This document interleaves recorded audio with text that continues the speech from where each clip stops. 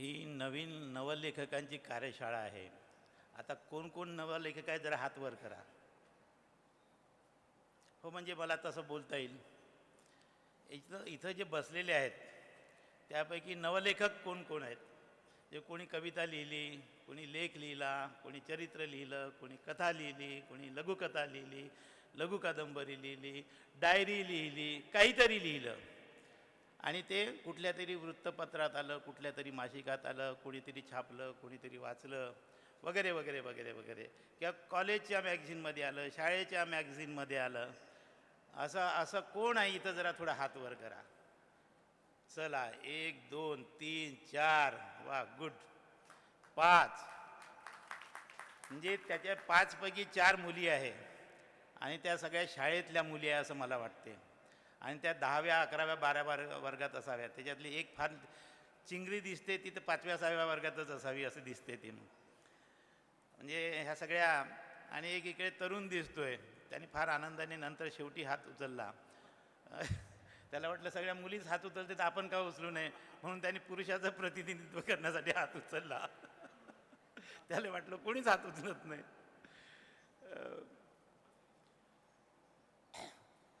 खरं म्हणजे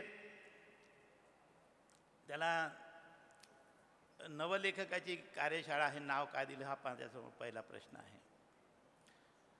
कारण नव्याने जे लोक लिहितात, कविता लिहितात, कथा लिहितात, लघुकथा लिहितात, किंवा अशा कुठलाही असा ज्याला आपण कला प्रकार म्हणू, साहित्य प्रकार म्हणू, असा हाताळतात आणि नव्याने लिहू लागतात. नवे नवी नवलाई असते. एखादी कविता लिहिली ती दाखवतात, बघा मी कविता लिहिला. एखादी कोणी कथा लिहिली तर बघा मी कथा लिहिली. एखादी कोणती अनुभव लिहिला तर बघा मी अनुभव लिहिलेला आहे की नाही. तर ते त्याला ते नवीन नवीन जे लिहिते त्याला नवलेखक म्हणतात. म्हणजे त्याच्यामध्ये अजून आत्ता सुरुवात आहे नुकतीच. 1-2 वर्ष झाले, 3 वर्ष झाले, 4 वर्ष झाले, 5 वर्ष झाले लिहित आहे बा. पण इथं मला वाटते ह्या 2, 3, 4 मुलींनी जे हात वर केला, तुम्ही काय लिहिता, काय लिहिता सांगा जरा, म्हणजे मला कळेल. जर कोणीतरी उभं राहून सांगा, काय कविता लिहिता, कथा लिहिता, काय लिहिता, डायरी लिहिता, प्रेमपत्र लिहिता, काय लिहिता नक्की? का प्रेमपत्र हे सुद्धा साहित्यच आहे बरं का. हां, म्हणजे अनेक महान महान लोकांनी आपल्या प्रेयसीला लिहिलेल्या पत्रांचे संग्रह प्रकाशित झालेले आहे जगभर, त्याच्यामुळे ते सुद्धा साहित्यच आहे. काय लिहिता? कविता. पुन्हा तू काय लिहितो रे बाळ? अरे उभा राहून सांग. हां, काय लिहिते? गीत, आदिवासी गीत. चला, पुन्हा कोण काय लिहितं? तिकडे त्या एका मुलीने हात वर केला होता, तिकडे शेवटून दुसऱ्या लाईनमध्ये. हां हां, बोल. हां, जोऱ्यान बोल ना. आदिवासी पोरगी आहेत का गैर आदिवासी आहे? जोऱ्यान बोल. हां, काय ऐकूच येत नाही. जेवली नाही का? आता चांगलं जेवण होतं ना इथं. जीवन कसं जगायचं? अरे काय भयानक आहे हे तत्वज्ञानी पोरगी आहे, फिलॉसॉफर आहे ही. कारण जीवन कसं जगायचं म्हणजे हे फिलॉसॉफर होणार आहे पुढे जाऊन पोरगी, आहे का नाही? म्हणजे बर्ट्रांड रसेल सारखी ही तत्वज्ञ होणार आहे पुढे जाऊन. मुद्दा असा आहे की आता आपण सगळे सरकारी कर्मचारी आहात. मी सरकारी कर्मचाऱ्यातून मुक्त होऊन 8 वर्ष झाले मला, समजलं का? मी रिटायर्ड होऊन 8 वर्ष झाले आणि जवळजवळ 29 वर्ष मी सरकारी अधिकारी म्हणून काम केलेलं आहे. आता मी मुक्त प्राणी आहे. म्हणजे पूर्वी मुक्तच होतो, आता तो जास्तच मुक्त आहे. आणि सगळे विद्यार्थी बसलेले आहेत तिथं, आश्रम शाळामधले असतील किंवा प्रायव्हेट शाळा, आणि सगळे कर्मचारी बसलेले आहेत. तसे तुम्ही सगळे लेखकच आहात, कारण दररोज फाईलवर काहीतरी लिहिता. त्याच्यामुळे फाईलवर काहीतरी लिहिता म्हणजे लेखकच आहे तुम्ही, आहे का नाही? काहीतरी लिहिता की नाही? अमुक एखादे प्रकरण, एखाद्या मास्तरचं प्रमोशनचं फाईल आलं, त्याला कसं खुटी मारायची ते लिहिता तुम्ही. एखादा आश्रम शाळेचा प्रस्ताव, त्याच्यात कशा खुट्या मारायचा ते लिहिता तुम्ही. एखाद्याला सस्पेंड करायचं पटकन कसं करायचं ते लिहिता तुम्ही. एखाद्याच्या विरोधात तक्रार आली तर तात्काळ कशी पुढे पाठवायची ते लिहिता तुम्ही. असं बरंच काही लिहिता. त्याच्यामुळे तुम्ही पण लेखकच आहात एका अर्थी, आहे की नाही? म्हणजे फाईलवर लिहिणे हे सुद्धा बुद्धीचंच काम आहे की नाही? बरोबर आहे की नाही? असं तर नाही की मागचं पान पुढे चला, असं तर काही होत नाही. म्हणजे सिनियर माणसं ज्युनियर माणसाला सांगताना म्हणतात, अरे काय लिह, तो नवीन माणूस विचारतो क्लार्क लागलेला, काय लिह, काही नाही मागचं पाहून घे म्हणते, काय काय काय काय झालं तसं, तर पुढे चालत जा म्हणते. म्हणजे मागं पहा आणि पुढे चला. तर एका प्रकारे तुम्ही सगळे कर्मचारी वगैरे लेखकच आहात. आता शाळेत शिकणारी ही सगळी मुलं जी आहेत, आता ही लेखक होतील, कवी होतील, कादंबरीकार होतील, नाटककार होतील. आता तो गोंडी गाणं लिहितो म्हणते, तो गीतकार होईल, आनंद बक्षीसारखा, मजरू सुलतानपुरीसारखा गीतकार होईल तो. कोण काय होईल आज काही सांगता येत नाही. काय आता ती मुलगी कविता लिहिते म्हणते, म्हणजे ती पुढे जाऊन कदाचित बहिणाबाईसारखी चांगली मोठी कवयित्री होईल, किंवा मराठीतल्या ज्या नामवंत कवयित्री आहेत त्यासारखी कवयित्री होऊ शकते. जे तिला शुभेच्छा. ती मुलगी कविता लिहिते, काय लिहिते, हां जीवनाविषयी लिहिते, ती बर्ट्रांड रसेल होईल, किंवा महात्मा गांधी होऊ शकेल, ती काहीही होईल, किंवा विवेकानंद होऊ शकेल, काहीही होऊ शकेल, आहे की नाही.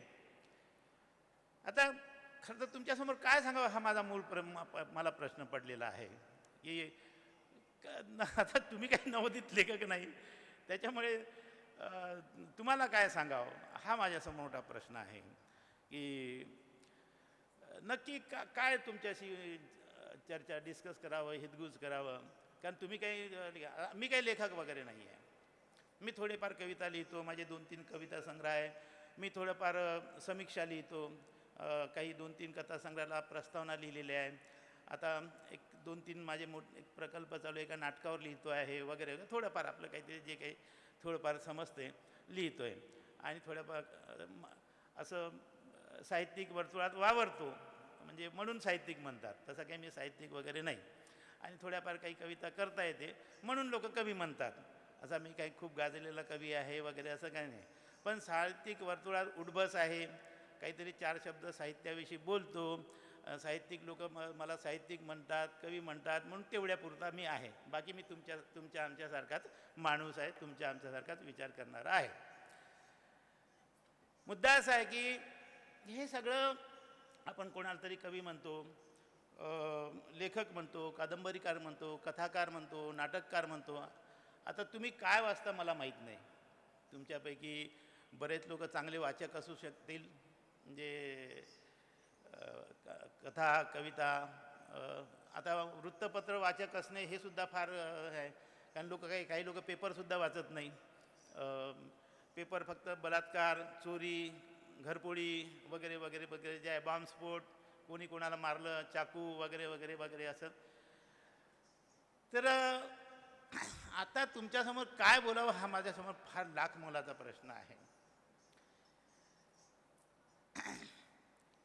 आता हा मुलगा जो इथं बोलत होता तो मगापासून नवोदितच्या ऐवजी नवेदित म्हणत होता.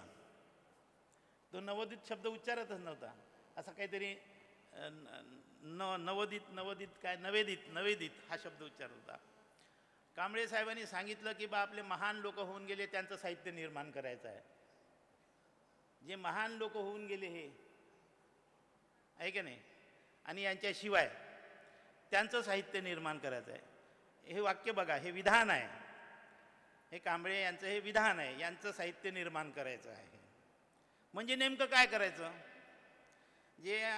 जे महान लोक होऊन गेले त्यांचं साहित्य निर्माण करायचं आहे, हे कांबळेंचं विधान आहे. म्हणजे नेमकं काय करायचं? जे यांचं साहित्य निर्माण करायचं म्हणजे काय करायचं? काय करायचं असेल? आता यांना काय, यांच्या डोक्यात या विधानाच्या मागे यांची भावना काय असेल? काय असेल काही सांगू शकता कोणी? नक्की काय असेल? जे आपण या सगळ्या निर्मितीकडे, हे निर्मिती प्रक्रिया आहे. कवीविषयी असं सगळीकडे म्हणतात की कविता स्पॉन्टेनियस, उत्स्फूर्त भावनांचा आविष्कार म्हणजे कविता. असं होतं का? उत्स्फूर्त काय ग, तू कविता लिहिते, ए बाई कुठं गेली ती बाई कवयित्री कुठं गेली? उत्स्फूर्त, स्पॉन्टेनियस. म्हणजे आम्हाला शाळेमध्ये, तुम्हालाही शाळेमध्ये कॉलेजमध्ये शिकलं असेल तर शिकवलं असेल, कविता काय असते? स्पॉन्टेनियस म्हणजे जे उत्स्फूर्त आलेली भावना जी आहे ती शब्दात उतरते, ती कविता असते. असं असते का? मला असं वाटत नाही स्वतःला. कारण आम्ही पूर्वी असं कॉलेजमध्ये शाळेमध्ये असताना लिहायचं कविता म्हणजे स्पॉन्टेनियस सुचलेली, एकदम उत्स्फूर्त सुचलेली भावना आणि ती कागदावर उतरली, शब्दात उतरली म्हणजे कविता. असं काही होते मला असं वाटत नाही. कुसुम बसलेली आहे, वामनही कवी आहे, कुसुमही कवी आहे, भोसले कवी आहेत की नाही मला माहीत नाही, हां, पण ते लेखक आहेत. असं काही होतं का? मला वाटत नाही की तो उत्स्फूर्त म्हणजे बस आता आलं आणि लिहून टाकलं आणि मोकळं झालं. कथा अशी उत्स्फूर्त सुचते का? आता उदाहरणार्थ मी 66 वर्षाचा माणूस आहे. 66 इयर्स मी पार केलेले आहे आयुष्याचे, आहे की नाही? मला समज आली असेल 13-14व्या वर्षापासनं, असं गृहीत धरूया, आहे की नाही? 13व्या-14व्या वर्ष मला समज आली असेल आणि त्या 13व्या-14व्या वर्षापासून समज आल्यानंतर ते आजपर्यंतचे जे माझे काही अनुभव आहे की नाही, हे सगळे अनुभव वेगवेगळ्या प्रकारचे. मी मुंबईत 10 वर्ष काढलीत, त्याच्यानंतर मी MPSC केलं, डेप्युटी CEO झालो, मग मी जिल्हा परिषदेत काम केलं, मग 1 वर्ष तुमच्या ट्रायबल विभागामध्ये फार आनंदाने मी 3 वर्ष डेप्युटेशनसाठी आलो आणि माझं तुमच्या एका ATCचे फार भांडण झालं, पटलं नाही, मला सस्पेंड करापर्यंत त्या बाईनी गाठ बांधली आणि मी जय हिंद केलं, जय भीम केलं, जय बिरसा केलं, जय सेवा केलं आणि तुमच्या विभागातून निघून गेलो. मग माझ्या विभागात पुन्हा आलो. मी गडचिरोलीत काम केलं, चंद्रपुरात काम केलं, धुळ्यात काम केलं, अमरावतीत काम केलं. मी देशभर फिरलो. मी उडीसात फिरून आलो, मी आंध्रात फिरून आलो, मी बिहारमध्ये फिरून आलो. हे एवढं सगळं माझ्याकडे आहे. म्हणजे मला एक चांगलं आत्मचरित्र लिहिता येतं, आहे का नाही? जे मी वयाच्या 15व्या वर्षापासून मला आलेले अनुभव तर आत्तापर्यंत आलेले, याचं एक चांगलं एक आत्मचरित्र होऊ शकते. तुम्हीही तुमच्या जीवनामध्ये नोकरीमध्ये तुम्ही काहीही केलं नसाल, पण सकाळी 10ला जाऊन नोकरी जाऊन संध्याकाळी 5 वाजता घरी आलेत, बायकोनी स्वयंपाक केला, 7 वाजता TV पाहिला, 7:30ला जेवले, 8 वाजता लाईट बंद केले, झोपले आणि सकाळी उठले आणि पुन्हा सगळं करून पुन्हा आपल्या मार्गाला लागले. काहीतरी ऑफिसमधले अनुभव आले, दुपारचा चहा, सकाळचा चहा, संध्याकाळचा चहा. चहा संध्याकाळचा कोणताही असू शकतो, कोणत्याही प्रकारचा चहा असू शकतो. तो चहा घेतला, हां, कोणताही चहा असू शकतो. तर हे सुद्धा जगणंच आहे का नाही?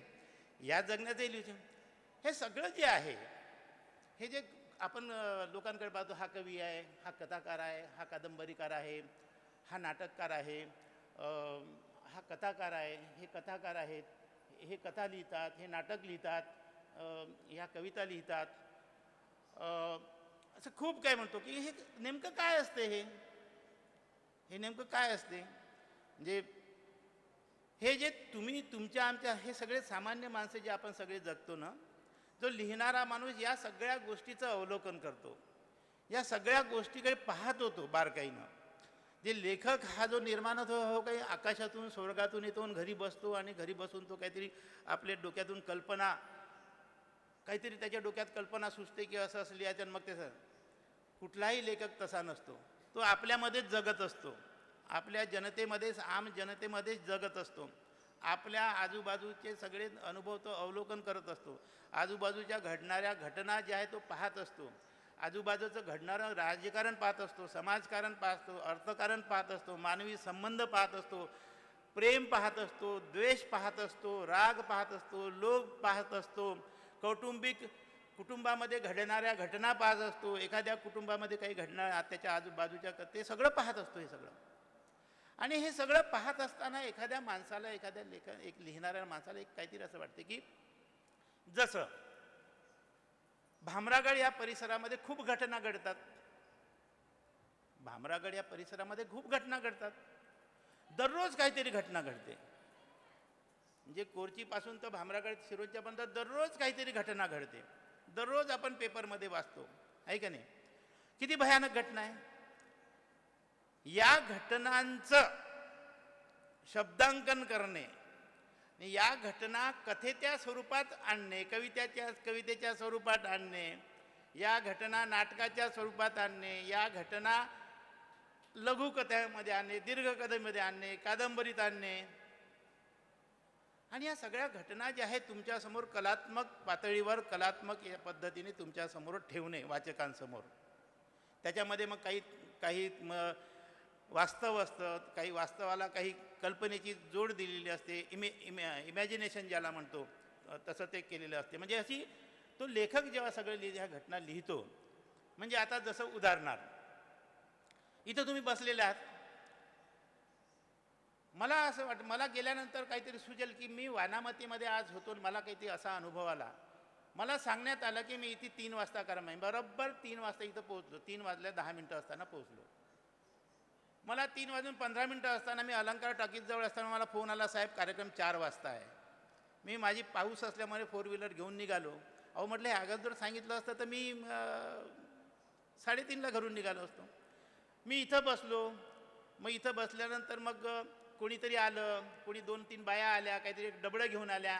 मी हे कशाला डबडं आणलं म्हटलं. मग मग कुळमेते साहेब आले, त्यांनी म्हटले मग वाहने साहेब आले, चला मग जेवण करूया. म्हटलं जेवण करून आलो वगैरे वगैरे वगैरे. मग मी ते गुलाबजाम खाल्लं आणि मग मी इकडे येऊन बसलो. मी तिकडे बसलो. मग माझा एक जुना कर्मचारी भेटला, त्याच्याशी बोलत बसलो. एक बाई आली, त्याला उठवलं, तू जा इथून खाली दाखवत. ह्या घटनासुद्धा जे लिहिताना याला एक कथेचं स्वरूप देता येते. ह्या बारीक, फक्त याच्याकडे आपल्याला पाहता आलं पाहिजे. आता याच्यात मग तो माणूस माझ्या जो कोणी कर्मचारी होता त्याला, माझा जुना कर्मचारी, त्याला बस म्हटलं, बसला. एक महिला आली, उठा म्हणाली, अर्थात तिने चांगलंच म्हटलं. तो उठला, तो गेला. या सगळ्यात 8 म्हणजे 3 वाजल्यापासून तर आतापर्यंतच्या सगळ्यामध्ये अनेक बारीक बारीक बारीक बारीक. जेवायला गेलो, जेवायला घेताना मग तो माणसं कसा वाढत होता, मग ते कडी येत नव्हती, बाजूचे एक टेबल खालीच पडला होता, तिथं वाढत नव्हतं कोणी. मग कुळमेते साहेब म्हणे, अरे लक्ष दे बा याच्याकडे, अमुक तमुक. मग ते एकमेकाला फोन करतो, ते पैसे भेटले नाही का, पैसे आले नाही का, अमुक, असं काहीतरी खूप चाललेलं होतं. म्हणजे हे सगळं पाहिल्यानंतर याच्यातून एक कथानक जे तयार होतं, एक कथानक तयार होतं. एक सुंदर अशी मस्त मजेदार कथा होते. आदिवासी विकास विभागाचा जागतिक आदिवासी दिन कार्यक्रम. मग याला काही नाव द्या की काय, कसं मजेदार आहे हे सगळं पाहिल्यानंतर, किती छान. आणि याच्यात कथात्मकता आहे. म्हणजे याच्यात कथा शोधणे, या घटनेमध्ये कथामूल्य शोधणे, कथा शोधणे, पात्र शोधणे आणि या सगळ्या पात्रांना कथेच्या याच्यामध्ये मांडणे, हे त्या कलावंताचं, त्या सर्जक माणसाचं ते काम असतं. आता हे तुम्ही आम्ही करू शकतो, पण याला कथेच्या फॉर्ममध्ये बसवणे. आता काय कथा लिहायची म्हणजे, एक होता राजा, एक होती राणी, आहे की नाही. मग एक होता राजा, एक होता राजा, त्याला होत्या 2 राण्या, एक होती नावडती, एक होती आवडती. तुम्ही ऐकलं असेल लहानपणी. आता नावडती आणि रावडती का राहते हे समजून नाही आम्हाला लहानपणी, आहे ना. एका राजाला 2 बायका, बरं ठीक आहे, 2 बायका तर बायका, काय हरकत नाही. बरं एक नावडती आणि एक आवडती, असं कसं असं तर दोन्ही, दुसरी आवडतीच असेल ना, म्हणूनच लग्न केलं असेल का नाही. पण कथा कशी असायची, बारीक बारीक. एक होता राजा, त्याला होत्या 2 बायका, एक आवडती, एक नावडती. मग नावडतीचं असं झालं, आवडतीचं तसं झालं, अमकट अमकट अमकट. ते छोटे छोटे छोटे अशा ह्या सगळ्या कथा आपल्याला बालपणी आता सांगतात की नाही माहीत नाही. आताचे आई वडील आपल्या मुलांना ह्या कथा सांगतात. या कथेतून आपण सगळे बाहेर बाहेर पडत पडत, आता तर ते व्हिडिओ गेम खेळतात सगळे मुलं, आहे की नाही. सगळे व्हिडिओ गेम खेळतात. मोबाईल धरला की व्हिडिओ गेम खेळतात. मायबाप कंटाळा नको म्हणून त्या पोराच्या हातात मोबाईल देऊन टाकते, खेळत बस म्हणते, काय करायचं ते. हे ज्या घटना ज्या आजूबाजूला आपल्या घडतात, या आजूबाजूच्या घटनांकडे हा जो लेखक नावाचा जो प्राणी असतो, हा बारकाईने पाहत राहतो आणि त्याचं तो विश्लेषण करतो. हे असं का घडलं. जे एखाद्या माणसाने एखाद्या स्त्रीवर किंवा एखाद्या स्त्रीने एखाद्या माणसावर प्रेम केलं, खूप प्रेम केलं, अतोनात प्रेम केलं. एखादी दिवस ती अचानक स्त्री त्या माणसाला सोडून गेली. एखाद्या माणसावर एखाद्या स्त्रीने, दोघांनी एकमेकावर प्रेम केलं, एकत्र राहण्याच्या आणाभाका घेतल्या आणि एक दिवस काय झालं माहीत नाही, अचानक ती स्त्री त्याला सोडून गेली. हा माणूस प्रचंड धक्क्याने अस्वस्थ झाला. याला कॅचलाईन म्हणतात, याला कथेची कॅचलाईन म्हणतात. ही स्टोरी आयडिया झाली. ही काय झाली, स्टोरी आयडिया. मग या स्टोरी आयडियाचं विस्तृत कसं करायचं. घटना काय, एक माणूस, एक स्त्री, दोघं एकमेकाच्या प्रेमात पडले, खूप दिवस प्रेमात राहिले, खूप त्यांनी एकमेकाला आश्वासनेने आणाभाका घातल्या. एक दिवस काय झालं माहित नाही, अचानक ती स्त्री त्या पुरुषाला सोडून गेली आणि त्या पुरुषाला धक्का भेटला. तो विचार करायला लागला. हे झाली त्या स्टोरीची एक सेंट्रल आयडिया. आता या सेंट्रल आयडियामध्ये बाकीच्या घटना कशा बसवायच्या, मग ते कुठं भेटले, केव्हा भेटले, किती वर्ष राहिले, तो कोण होता, ती कोण होती, मग त्यांचं काय काय झालं पुढं, लेखकाचं जे काम असते तो मग इमॅजिन करतो सगळं. अशी पात्र तुम्हाला समाजामध्ये दिसतात, तुमच्या आजूबाजूलाही दिसतात, आहेत. अशी पात्र दिसतात, आहेत, जगतात. आणि लेखक नावाचा जो प्राणी असतो, लिहिणारा जो माणूस असतो, तो हे सगळं जे आहे ना पाहत असतो, सूक्ष्म अवलोकन करत असतो. आणि तो मग याचं तो आपल्या कथेच्या फॉर्ममध्ये, याची कादंबरी होऊ शकते, कथाही होऊ शकते, लघुकथाही होऊ शकते. म्हणजे बघा, एका घटनेची लघुकथा होऊ शकते, कथा होऊ शकते, हमिंग होत आहे रे भाऊ, कथा होऊ शकते, त्याचीच कादंबरी होऊ शकते, त्याचंच 2 पात्री नाटकही होऊ शकते, 2 पात्री एकांकिकाही होऊ शकते, लघुनाटिकाही होऊ शकते. घटना एकच, फक्त लिखाणाचे फॉर्म जे आहे वेगवेगळे आहे का नाही. आणि हे काय तो तात्काळ लिहितो का, लिहिणारा माणूस यांना एखादी घटना सुचली, पाहिली, आणि हा लेखक आहे असं समजूया, तो तेव्हाच्या तेव्हा लिहायला बसतो का, तो त्याच्या डोक्यामध्ये ते सगळं साचत राहतं, त्याच्या डोक्यामध्ये सगळं साचत राहतं, तिथं फिरत राहतं. तो वर्षोनवर्ष विचार करतो. कधी कधी 1 महिना 2 महिन्यातही लिहून पूर्ण होते, पण कधी कधी खूप वर्ष चालत राहते ते सगळे घटनाक्रम, काय गेलं असेल, काय झालं असेल, हे कथानक असं घडलं तर नसेल, तसं घडलं तर नसेल, वगैरे वगैरे. आणि मग त्याला वाटते की हे आता कथानक आपण लिहून काढलं पाहिजे. किंवा असं म्हणूया की गडचिरोली जिल्ह्यामध्ये नक्षलवादी आहे, आदिवासी आहे, आणि याचा संघर्ष चालू आहे, गेल्या 30-40 वर्षापासून चालू आहे. तुम्हाला तुमच्या माहितीसाठी मराठीमध्ये आत्तापर्यंत 6-7 कादंबरी आल्या या विषयावर. तुम्ही वाचल्या की नाही मला माहीत नाही. 6 ते 7 कादंबऱ्या आल्या या विषयावर. या विषयावर सिनेमा पण आला, 2 सिनेमे आले याच्यावर.